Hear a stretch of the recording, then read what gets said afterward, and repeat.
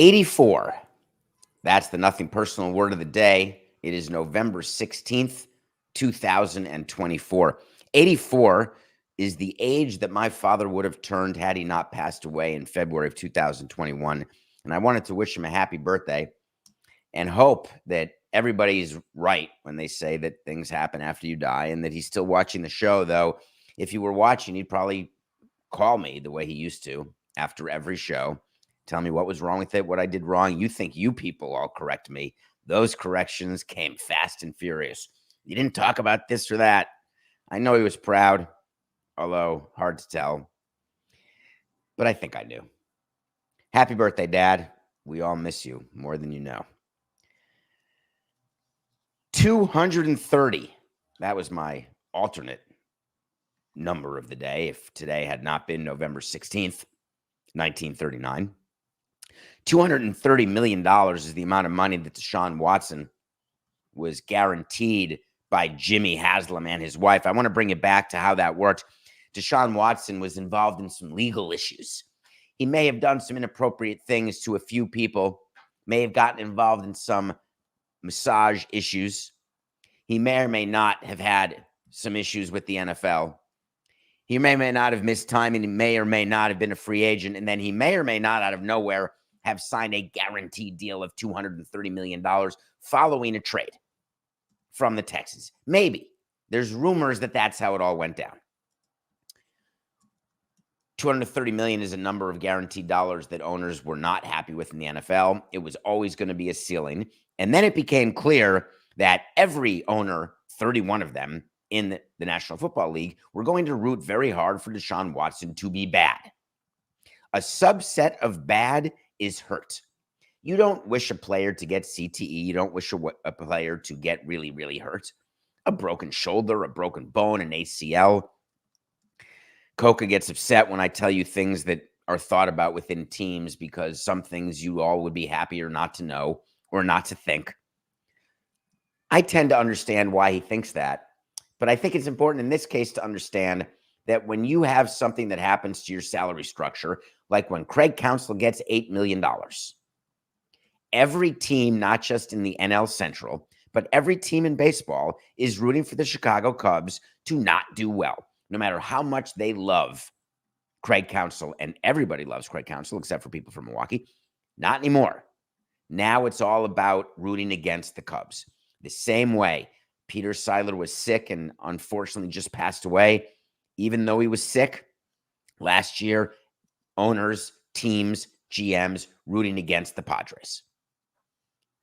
So rooting against Deshaun Watson, rooting for him to be bad, rooting for him to get hurt. No one ever thought that Watson's career in Cleveland would be what it's been. Let's say he comes back in 2024 because he's out for the season, it was announced. To his chagrin, to his surprise, the articles say, to his disbelief, he wanted to play through the pain. I've got this, guys. And the doctor said, no, you can't play through that. One little hit, it's like playing with a concussion. Yeah, of course I want to play. You get hit in the head again, guess what? If he got hit in the shoulder area, he was told his shoulder could explode. There's no way the Cleveland Browns were going to allow him to take a snap. They're not going to allow him to do anything with that shoulder. They're going to tell him to use the other hand to do any activity that he does during the course of the offseason. Because either way, unlike most contracts in football, Deshaun Watson will get $230 million. So when he comes back in 2024, I want to give you a few more numbers. 84 was our word of the day. Could have been 230. Here's what else it could have been. 12.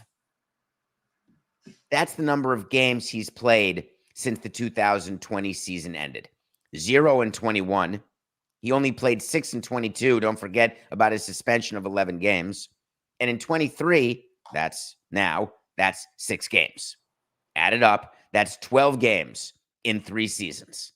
Out of a possible, wait for it, let me quickly do the math. 17 times 3 is 17, 34, 44, 54, 51. 51 games. 12 of 51. 12, 24, 36, 48. That is about 22.8%. 22.8%. Let me give you another number if it had not been 84. 230, 22.8, or 12. How about this one? 7.7. That's a good number. I love 777 somewhere on my body. 7.7 is the number of million of dollars. That was awkward. Let me do it better, Coca. 4869. 7.7. That is the number of millions of dollars that Deshaun Watson has made per game played so far in his contract. $7.7 million. That's almost $2 million a quarter. How do you think Cleveland's feeling about the Deshaun Watson contract? So when you're in the front office, you have to be very clear. You have to really rally the troops. When you have something that you believe is going to be a problem in your local media or a problem in the national media, you get everyone together and you give out talking points. I hope the Browns have talking points about the Deshaun Watson contract. Talking points are used to give to employees for when employees who always represent your company are at a bar, are at a restaurant, or on an airplane wearing a Browns quarter zip. When you're at an owner's meeting, a PR meeting, a winter meeting, an AA meeting, I don't care what meeting you're at. When people know where you work, they start talking about your team. When there is a story that's going to be talked about your team, you have to arm your employees who are all extensions of yourself. You've got to get them on message. What is the message that every employee of the Browns need to be disseminating to the general public? My message, and I cannot believe I'm giving this to you, but it's true. This is my message. I'd get the whole group together, have a full employee-wide meeting, and then I would back it up with an email with written points. Here are my points on Deshaun Watson. We are thrilled that Deshaun Watson is a Cleveland Brown. We remain committed to him as the quarterback who will bring this city a Super Bowl championship. We don't control fluke injuries. This is not a permanent injury. He will be back and ready to win in 2024, and we are excited for that. We are disappointed with 2023, but recognize injuries are part of the game, and we will not either withdraw our support or withdraw our desire to win with Deshaun as our quarterback. Now, of course, my fingers and toes are crossed right now, because here's what I'd like to say as president of the team with Haslam as the owner. I'd call a meeting while the owner was out of town and say, hey, we know that our owner is an absolute idiot. We know that you people have been subject to scorn and embarrassment because we gave this Yutz $230 million. We know it is shameful. And we also know that we're going to try to win without him this year. And I'm going to do everything I can to convince the owner and the GM to move on from Watson so that we can get our reputation back, not just in this city, but around football. So go out there and represent the Brown with pride, because too long it's been associated with crap. That's what I'd like to have said, but I'd probably say the former because I'd be in the middle of a contract. What do you do when you are running a team and you've got Draymond Green on your team? Steve Kerr during the offseason doubled down on Draymond Green. He's our glue. We need him. Remember, he was going to be a free agent, and then he re-signed, of course, and it was a choice between Green and Poole. I said, of course, they're going to choose Green because look at Poole. Look at Poole with the Wizards, a total disaster. One of the things I loved, side note, Coca, not in the show. I'm going to try to have this not come off in any way, but it will by definition. I used to love getting emails or walking down the street or giving speeches, and everybody's saying, man, I want your job. And on a side note, I could do your job better. I wouldn't have made those trades. My players would have been better. My fantasy team is way better than your real team. I've heard all those things. No problem. Sometimes there are people who are not in the number one position who assume that they want to do a coup d'etat, and being in the number one position is going to be all rainbows and unicorns. Well, dear Jordan, not Michael, but Poole. Not Deadpool, but the guy in the Wizards. You think he likes being the number one? How is it being on a crappy team and knowing that you're not nearly as good as you thought you were, and that you wanting to be the leader means that your team stinks because you were more of a complimentary player? That's a hard thing to swallow when you realize that, wow, I'm not a number one, I'm more like a number four. That's tough. Athletes don't want to admit that. Jordan Poole is acting like a petulant baby right now for Washington. The Warriors are thrilled that they don't have him on their team. And my question is, are they still thrilled to have Draymond Green on their team? When you have a player on your team who you believe is a glue in the clubhouse, an important part of your team makeup, an important part of your community, an important part of what you're trying to get accomplished on the floor, you have to decide how long you're going to stick with that group of players and then with each person within that group core of players. People talk about the Yankees core four of Pettit and Posada and Jeter and Mariano Rivera. They don't mention Bernie Williams. It's weird how PR happens. I don't know how Bernie Williams doesn't get mentioned. He is probably largely responsible for that run of World Series the Yankees have. But from a marketing and PR standpoint, and also an internal communication standpoint, you marry yourself to a certain player or group of players.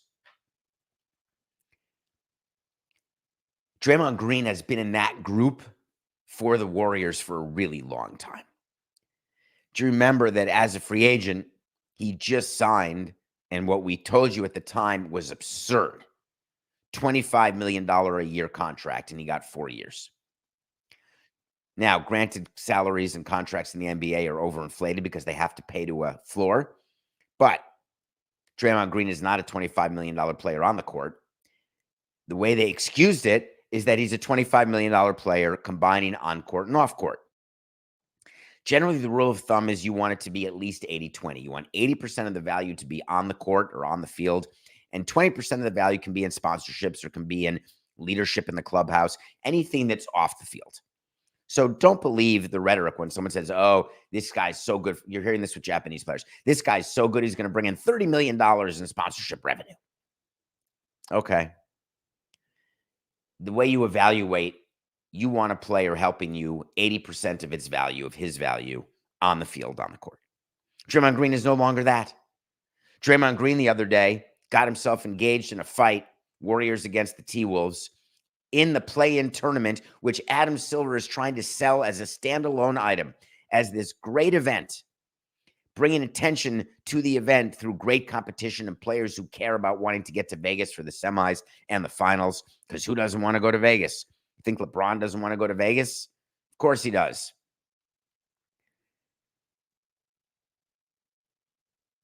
So in the middle of the game, a fight breaks out, and Draymond Green basically chokes out Rudy Gobert. Green and Gobert have a history, not a great one. They have clapped back at each other over the years. Draymond Green chokes him, gets ejected. And my position upon that ejection, and we didn't get to it in yesterday's show, and I'm going to do something that no other host would do. Because why do I have to admit I was wrong when I didn't do it publicly?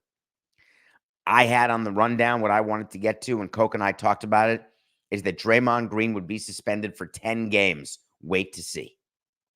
It's not an official wait to see because I didn't say it on the show, but I'm going to tell you it was an official wait to see. I cannot believe that Adam Silver suspended Draymond Green for only 5 games for what he did. And the comments made by Joe Dumars following the suspension were the exact reason why the suspension needed to be more than 5 games. Joe Dumars, the former great Hall of Fame Detroit Pistons world champion, is now the VP, an NBA executive VP. He said that Green's history of unsportsmanlike conduct played a role in the length of the suspension. What role? Was it a negative role? Was it going to be 10, but because he's such a model citizen, they moved it down to 5? Or is what Joe is saying, it was going to be 2, and because he's such a recidivist, they're going to make it 5? In what world does choking out a player become a 2 or a 3 or a 4? And in what world does Draymond Green's history bring it only up from a 3 to a 5 or a 4 to a 5 or a 2 to a 5? Or was it a 0 to a 5? That's the only possible explanation. that he wasn't going to suspend him, but because of his previous bad behavior, we really stuck it to him and gave him 5 games.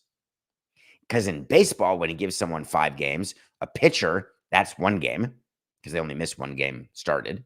A position player, 5 games, you appeal it, gets down to 4, maybe down to 3. Remember my rule. You always suspend a player for more than it's going to be because there's the appeal, and then it gets brought down in a settlement before an arbitrator. So the NBA has to decide what kind of league it wants to be. And I am going back to the days of the Malice in the Palace.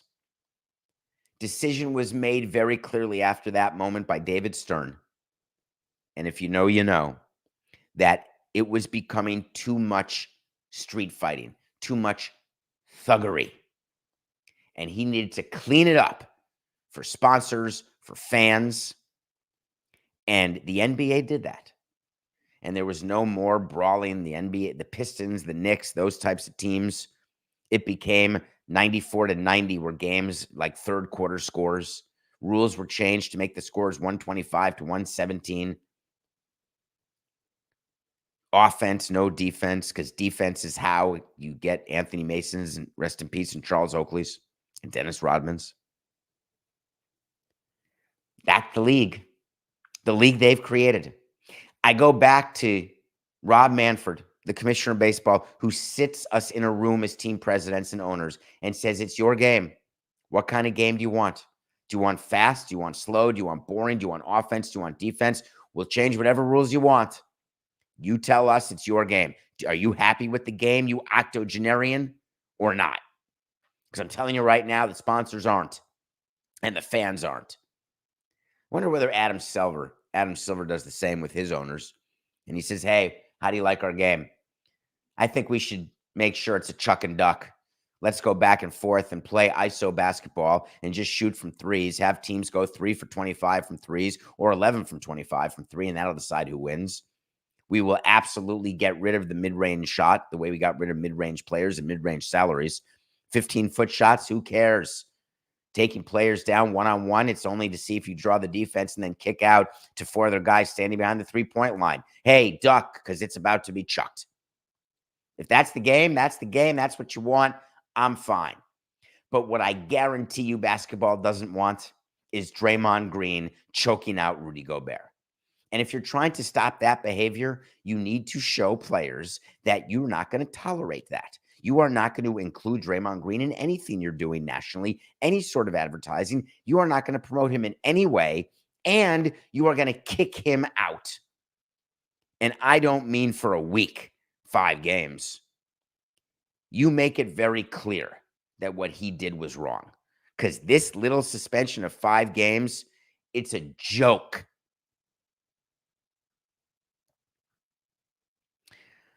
All right, we come back. We're starting something new today when it comes to movie reviews. I want to mention it when we come back. And I also want to tell you that the Anaheim Angels have a new manager who's old but amazing.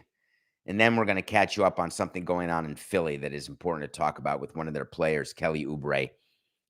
It is a story you won't want to miss. We'll be right back.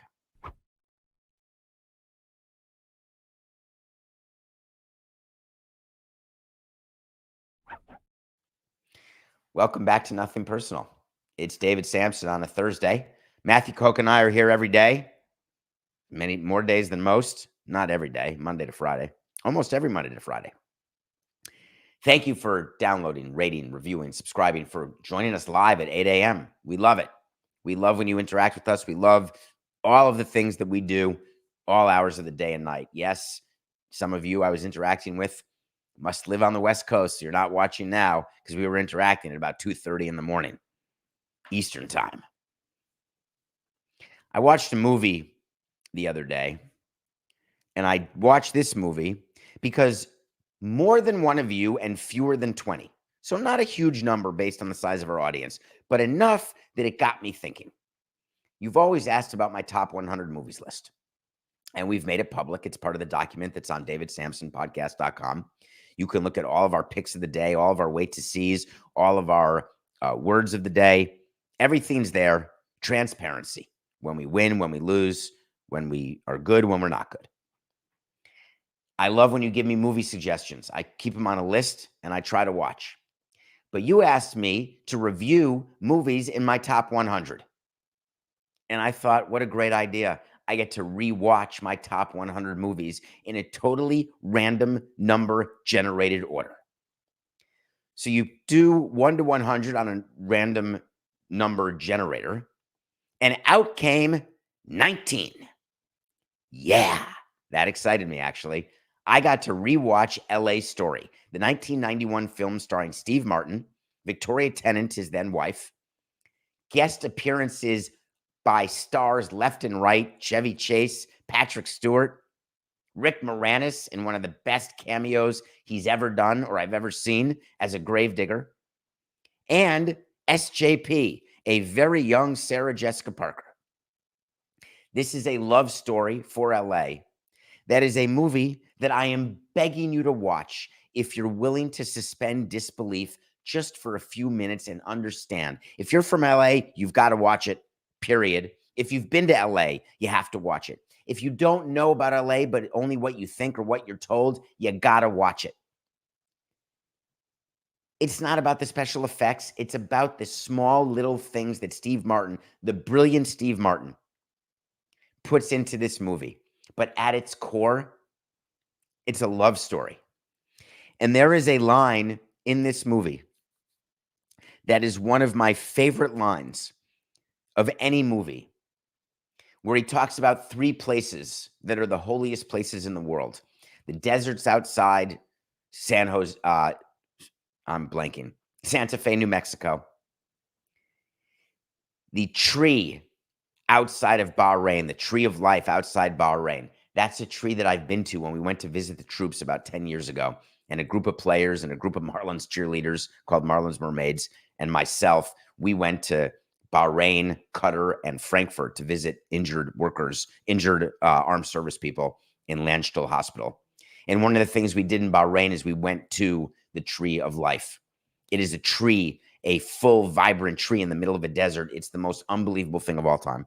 And the third place is the place of a restaurant on a street in LA, because that's where I met her and that's where I first touched her. And he put his hand on her arm. It's a love story. And you know how I feel about love stories. It involves fate. It involves Shakespeare.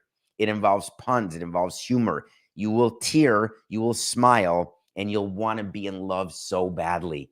You'll want to feel it. Not ideal that since 1991, Steve Martin and Victoria Tennant have gotten divorced. But at the time, it was awesome. Number 19. Once a week, we're going to review a movie from the top 100 that I will rewatch based on a number generator. Then I check it off. Well, Coca can check it. We'll check it off in the document. And we'll do it again next week. So for the next 100 Thursday shows, I'm going to review a movie from my current top 100 list. And it started with LA Story, number 19. That would have been another number we could have started the show with. 84, 230, 7.7, 12, 19. I got another one, 71.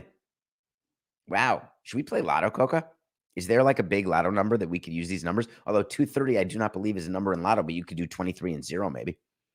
71 is the age of Ron Washington. Ron Washington was just named the Los Angeles Angels of Anaheim manager, replacing Phil Nevin.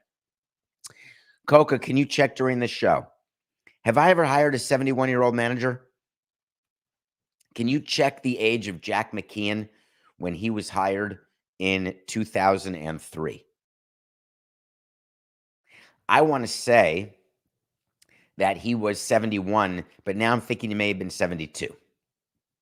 Or he may have turned 72 when we won the World Series. Was he 72 upon being hired in May? I think he turned 72 after we hired him. But you'd have to remind me when his birthday is. Although I just spoke to him for his birthday because I call people on their birthdays. And his birthday was pretty recent. but I could be wrong about that too. Oh, maybe no, I called him on October 25th, celebrating 20 years since the World Series clinching game. That's what it was. All right, I'm back. Ron Washington, 71 years old, managed the Texas Rangers to back-to-back World Series appearances and no rings. As you know the story, the Rangers just won their first World Series with another older manager, Bruce Bochy. Ron Washington has wanted another chance to manage since the day he was let go. You can go back and look at the circumstances under which he was let go. Be that as it may, Ron Washington has been the third base coach in Atlanta for 6 years and has been hugely successful. Hugely missed he will be in Atlanta. And it's the best hiring Artie Moreno's ever done. Now, Ron Washington met the media. He was introduced. Here's the problem. And you knew there'd be a problem. Otherwise, it may not make the show. When you're interviewing to be the manager of the Anaheim Angels of Los Angeles, what is the first question that you'll be asking? Just out of curiosity. I'm throwing it out there. Anybody? Raise your hand. You in the back. What's the first question? We're in front of a live audience right now. You in the back. You would? You can say it louder. Oh, you want me to say it? Will Shohei Ohtani be re-signed? That's a very logical first question. Thank you. All right, sit back down. Is that not the first question you're asking? Or is it, hey, I don't really care who's on the team. I just want a job so badly. Don't you worry. I'm ready to go. Some managers have said that. And when they say that, you know that they're just desperate for a job and it's not going to work out. Ozzie Guillen said to me, I don't care who's on the team. I just know you shouldn't sign me to a 4-year deal. That's ridiculous. You're wasting your money. And we were like, are you sure? All right.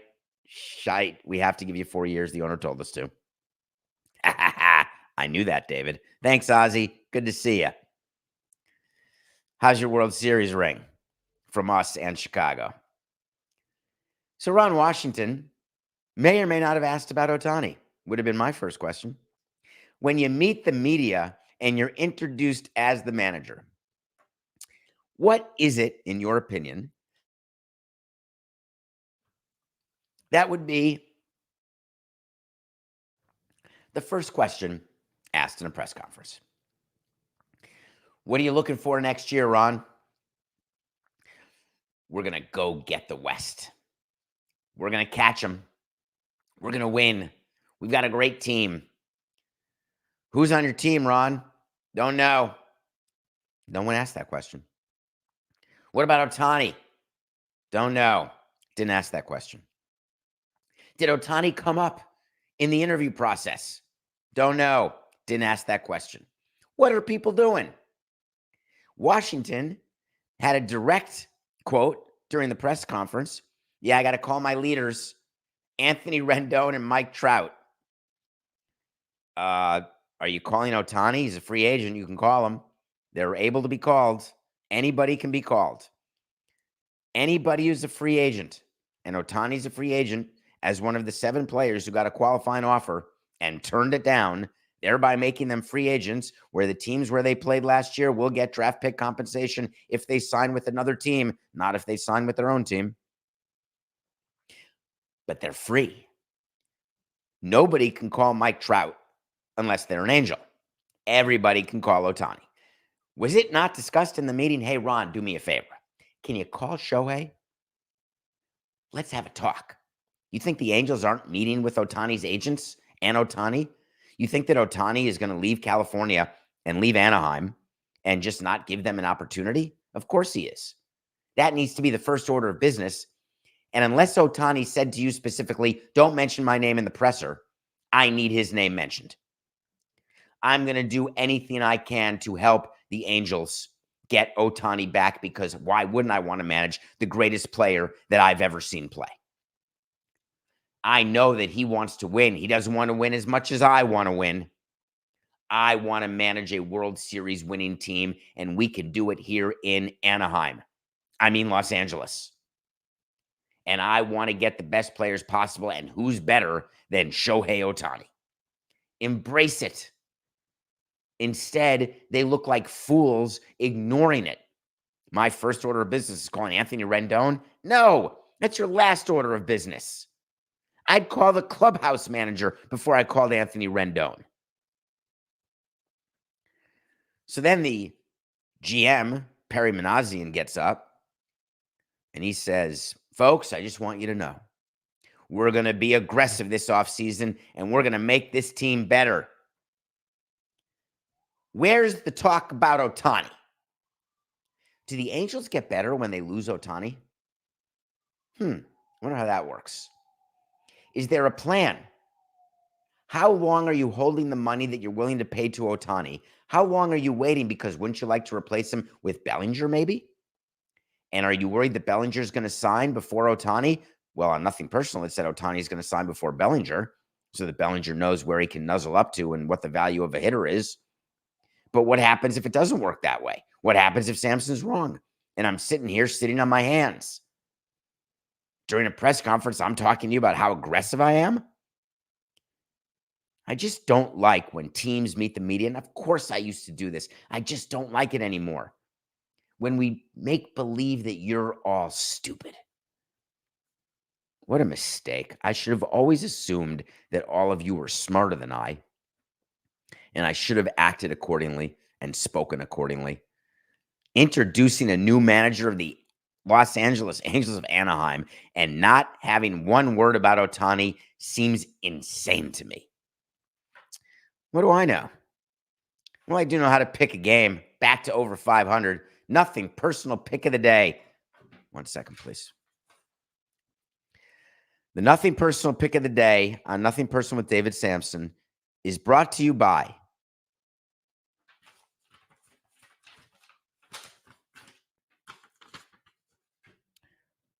Hi, my name's David Samson. The Nothing Personal pick of the day was the Boston Celtics giving 3.5 points to the Philadelphia 76ers. At the time of recording, David Samson was not aware that Jaylen Brown and Porzingis were not going to be playing, nor was he aware that the line on the game was going to be even upon tip-off.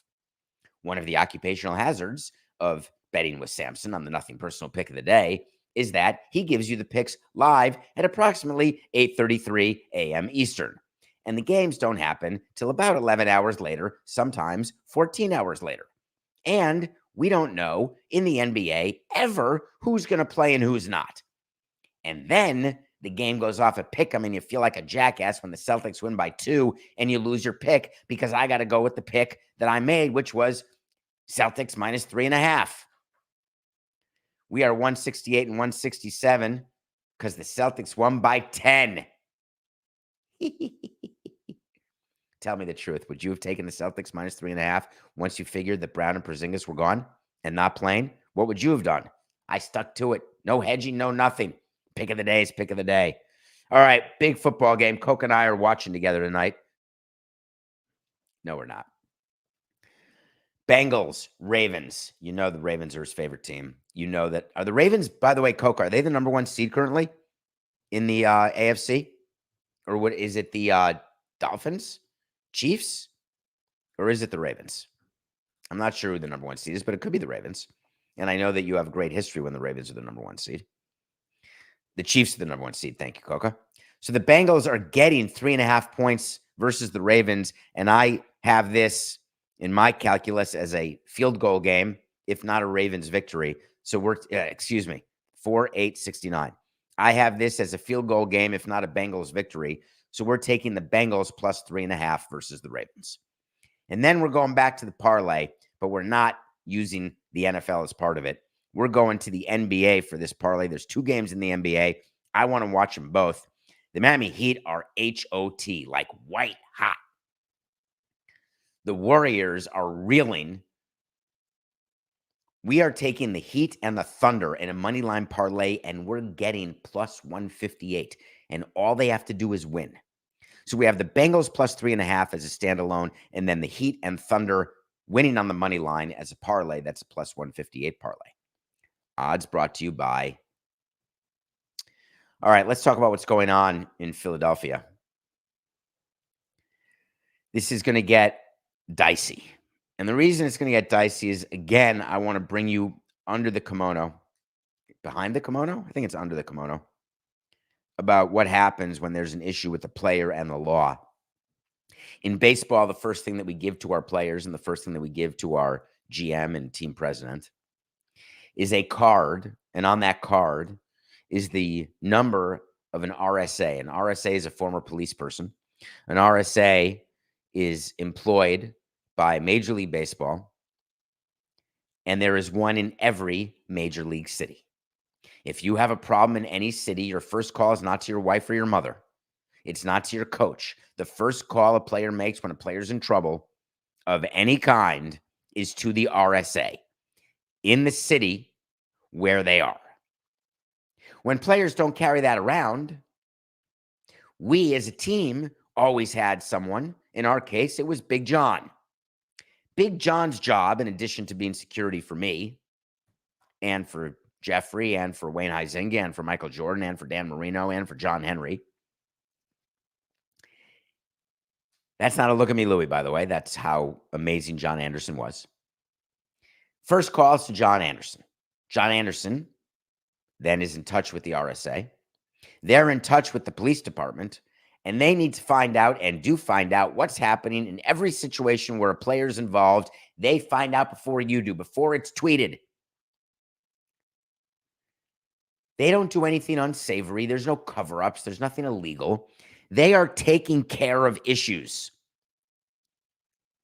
Got into a big spat with the shipping container when I discussed this once, trying to explain what happens in the real world of sports, and they didn't want to hear it. You're saying too much, David. Well, I'm not going to say too much. I'm going to say the exact right amount about what's going on with Kelly Oubre, who is the Philadelphia 76ers player who was run over by a car, is out with broken ribs and a hurt knee, whatever other injuries. And the police department in Philly thought it appropriate to say that there is no update at all in the investigation about Oubre being struck by a car while crossing a street Saturday night in downtown Philadelphia, where he broke his ribs, suffered cuts and lacerations. They said, and this is an officer emailing the Associated Press, no video has been recovered. No evidence that a crash has occurred at the intersection where Oubre reported that he was hit on Saturday night. The internet went crazy. The Sixers lost control of the narrative. Was it domestic violence? Is he lying? Was he drunk? Was he driving? Was he walking? What's the story? In the absence of fact, people find solace in crap. Can put that on tombstone. In the absence of fact, I found solace in fertilizer. What went wrong here when 6 or 7 hours later, a video was released by TMZ of Kelly Oubre walking into his apartment complex, house, hallway, and telling a woman whose voice you hear, I just got hit by a car, and he was holding a bicycle. All right. Here's all the things that possibly could have happened. Number one, Kelly Oubre could have been lost as a new member of the Sixers. He may not have known exactly where he was. He may have gotten hit by a car who then ran, and he may have gotten himself back home and told his girlfriend, hey, I just got hit by a car. That is possible. That would go against everything we tell players to do. When you are hurt, if you get hit by a car, if you fall, if you have an issue with a person, if you're going to be arrested, there is a phone number we give you to call immediately if 911 is not the first call. If you're hit by a car or you're run over like by a bicycle on the streets of New York City, you call 911 first. Then you call the team RSA. You don't get yourself up, walk back to the team hotel, then get on the team bus, and then go to the trainer and then say, hey, I'm out of the lineup tonight because I got run over by a bike or a car or a horse and carriage. Is it possible that the Philadelphia 76ers do not have that same chain of events, chain of command. Doubtful, but possible. Is it not also possible that something else happened, that the player's trying to hide because he doesn't want to be terminated for cause, which can happen if you participate in a prohibited activity? We've had plenty of players lie to us, and we caught them, about what they were doing when they got hurt. A former Met, Cespedes, lied. Plenty of players lie because they do not want to lose their money. There are provisions in a contract that say don't do this, this, that, and this. Some contracts say no cycling. Was Oubre cycling? Is it activity that he shouldn't have been doing? Who knows? Did he get hurt skydiving? Did he get hurt playing racquetball? Who knows? Is there incentive for him to cover up if it were a domestic violence issue, the way Tiger Woods tried to at the beginning? Of course there is. But the team is always told the truth so they can help you, help yourself, and help the team, and help the PR. It's all based on having knowledge from the start. TMZ video was released by some superintendent of a building, by some neighbor trying to get famous, trying to get rich off videos of a celebrity who's living in the house and the building. Was it released by the team? Was it released by the player? We have an absence of information, and all the Sixers did, because Josh Harris is worried way too much about the Commanders. He said, hey, new coach Nick Nurse, you're our guy. You be the spokesperson. So Nick Nurse had to say, I don't think it's very fair to say he made up some story. I just don't. I'm going to believe him at his word. He's one of our players, and we're going to stand behind him, and so am I. When asked, does he personally believe Oubre's story, Nick Nurse said, I don't have any reason not to believe him. This is not good. If you're going to have your coach be your spokesperson and be out front, you're going to have to be a little stronger than I have no reason not to believe him, or I don't think it's very fair to say that he made up the story. You don't have the facts yet, Jack? You are the team. You've got a lot of resources to find out what happened. You have access to all of the video. You have access to all the street cameras. It sounds terrible, but it's true. Every team is one phone call away from getting access to every single video that exists. All the privacy that you think you have, believe me, you're being watched. And believe me, professional sports teams can get access to that video.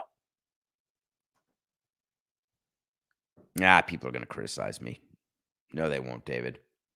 They can't get access. It's not how it works. That's horrible to think that powerful entities like sports teams can have access to things like that. You're right. Welcome to La La Land, if you don't believe me. Wouldn't it behoove the Sixers to have the information and then have a better comment out there that gives you some sort of comfort that, hey, we're on this? This does appear a little strange. The fact that TMZ has the video released and that we're saying nothing but, hey, of course we believe him, but the internet is out there saying, this is slightly fishy, and the police department itself is getting ahead of themselves inappropriately and telling you they have no video evidence. Why not just say we're currently investigating? Anytime there's a pedestrian accident in our community, we investigate. Wouldn't you want to know if he got hit by a hit-and-run driver, whether that driver was drunk, and get that driver off the street? Of course, the investigators want to know that.